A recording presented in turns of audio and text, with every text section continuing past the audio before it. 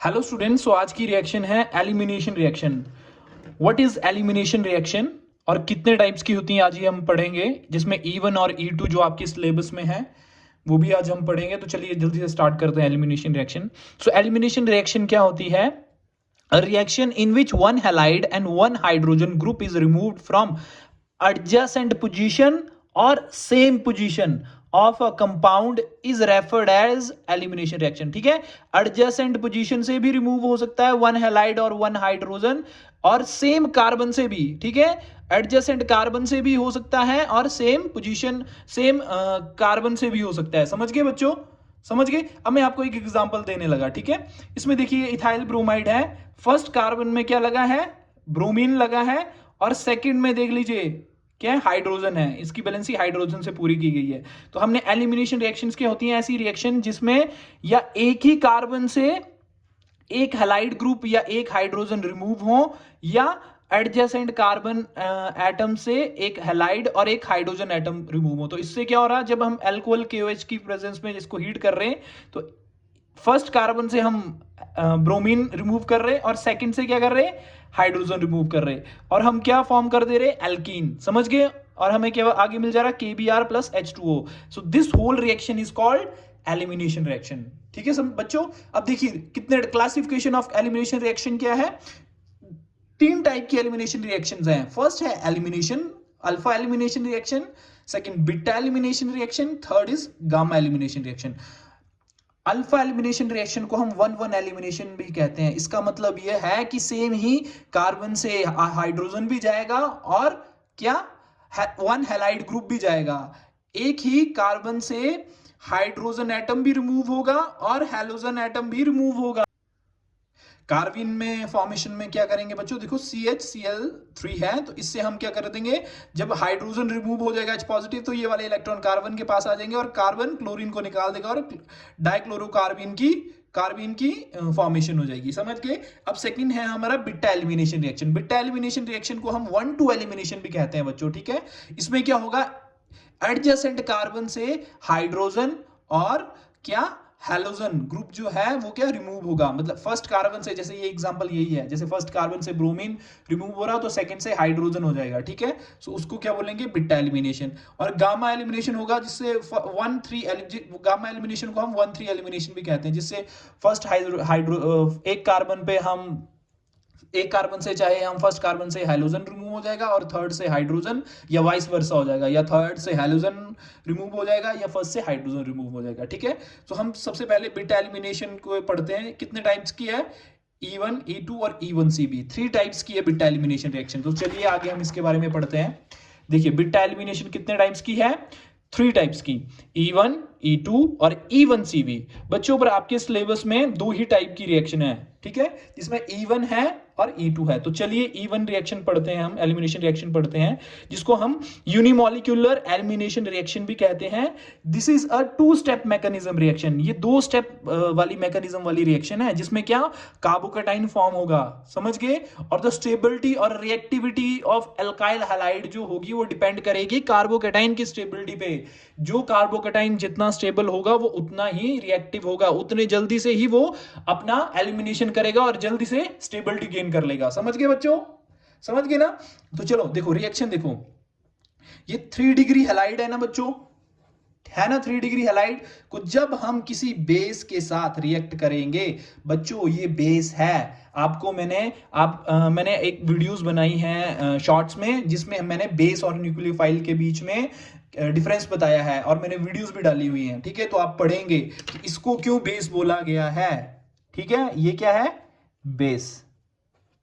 ठीक है, चलो मैं बता ही देता हूं। जब कोई भी negative species specially hydrogen atom को रिमूव करेंगी, ठीक है, हाइड्रोजन एटम पे अटैक करेंगी, so that specific species is called base.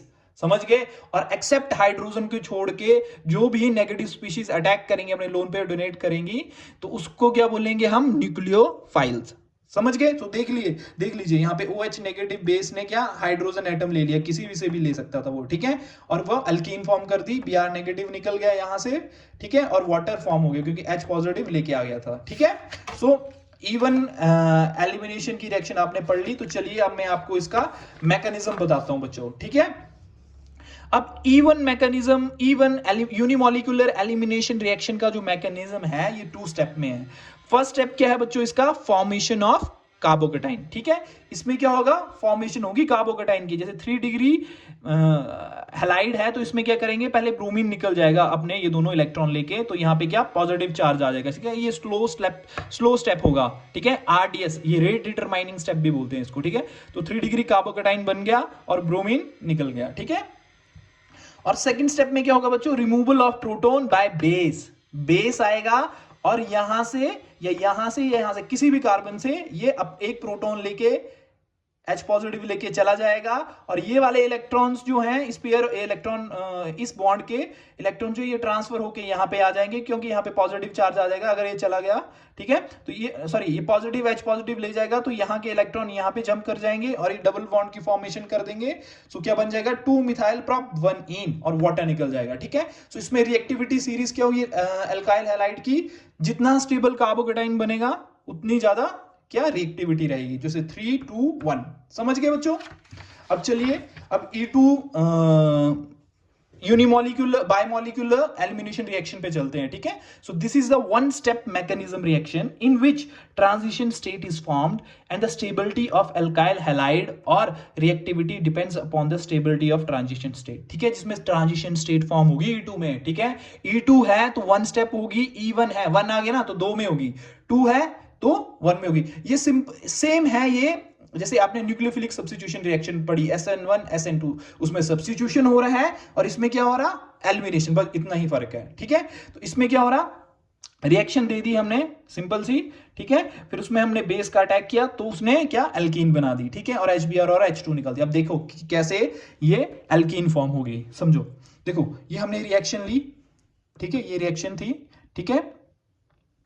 अब इसमें बेस आ रहा है, वो सीधा प्रोटॉन को एक्सट्रैक्ट करके ले जा रहा है, और ये वाले इलेक्ट्रॉन यहां पे ट्रांसफर हो जा रहे हैं, तो कार्बन अपना बॉन्ड पूरा कर रहा है और यहां से ब्रोमीन को धक्का, क्योंकि लिविंग ग्रुप है ना, अच्छा लिविंग ग्रुप है ना, तो ये भाग जा रहा है, इसको धक्का देके अपने इलेक्ट्रॉन लेके भाग जा रहा है, ठीक है। तो स्लो स्टेप में क्या हो रहा, ये OH बेस आ रहा है, ये इसके साथ BF मतलब बॉन्ड फॉर्म कर रहा है, और ये जो H प्रोटॉन है ये CH2 के साथ क्या बॉन्ड ब्रेक कर रहा है, BB लिखा है मैंने, B.B बॉन्ड ब्रेकेज, ये तोड़ रहा है अपना बॉन्ड। और यहाँ पे क्या हो रहा है, ये क्या हो रहा है, ये वाले इलेक्ट्रॉन जो है यहाँ पे जंप कर रहे हैं और यहाँ पे भी बॉन्ड फॉर्मेशन हो रही है, और ये वाला क्या हो रहा है, ये Br जो है ये निकल रहा है, लीव कर रहा है यहाँ से, तो ये बॉन्ड ब्रेकिंग हो रही है, समझ गए। और उसके बाद क्या एल्कीन मिल जा रही है हमें, H2 और HBr, ठीक है। ये आपको समझ आया कैसे हुआ, ठीक है। बेस आएगा, वो प्रोटॉन निकाल लेगा, अगर वो H पॉजिटिव ले जाएगा तो ये वाले इलेक्ट्रॉन ट्रांसफर होके यहाँ पे आ जाएंगे, तो कार्बन की वैलेंसी क्या हो जाएगी बताओ, 1 2 3 4। तो अब क्या हो जाएगा, जब ये यहाँ पे ट्रांसफर करके, तो ये ब्रोमीन यहाँ पे नहीं रहेगा, ये क्या करेगा, ये अपने इन इलेक्ट्रॉन्स को लेके भाग जाएगा, समझ गए।